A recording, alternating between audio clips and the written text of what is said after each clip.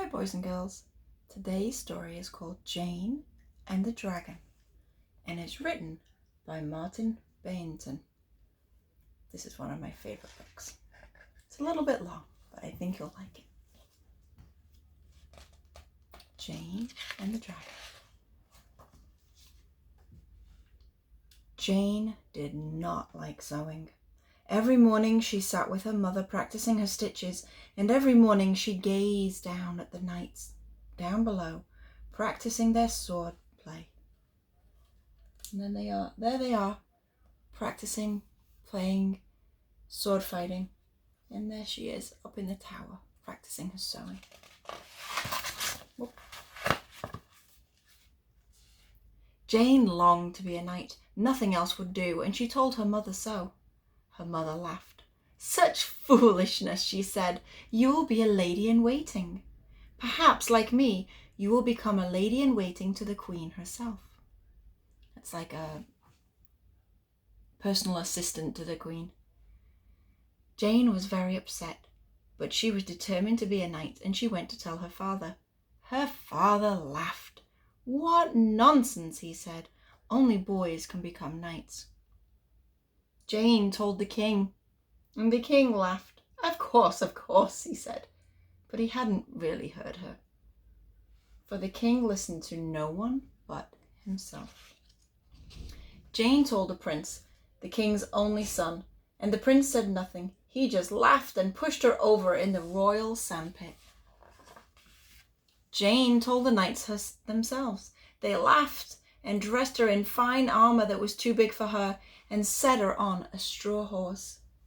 They thought it was great fun until they saw the tears trickle out from under the helmet. The knights were sorry. They had not meant to be so unkind. Finally, Jane told the court jester. The jester didn't laugh. Of all the people Jane had spoken to, he alone listened and understood.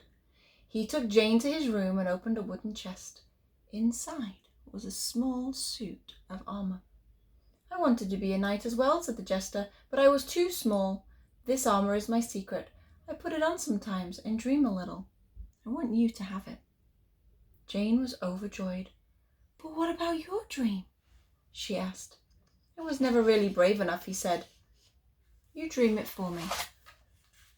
From that day on, Jane's sewing got worse. She was too busy watching the knights, watching and learning, and whenever the knights were out chasing the king's enemies, Jane would go into their quarters, put on her armor, and she would practice. She practiced her sword play. She practiced her horse play, and she even practiced her victory speeches. Then one terrible day, an enormous green dragon came and stole the prince. The king and queen were horrified. They called for the knights, but the knights were away at a jousting carnival. "Is there no one left that can save our son?" cried the king. They were very surprised when a small knight ran up into the courtyard, saddled up the prince's pony, and galloped away after the dragon. Jane followed the dragon to his mountain lair. "Release the boy!" she demanded in her sternest voice. The dragon laughed. "Make me!" he roared, and his hot breath singed the plume on Jane's helmet. That's the plume, the feather. And there's the prince tied up. Jane drew her sword and advanced. A long and dreadful battle followed. Twice Jane could have stabbed the dragon, but she did not. Twice the dragon could have toasted her with his hot breath, but he did not.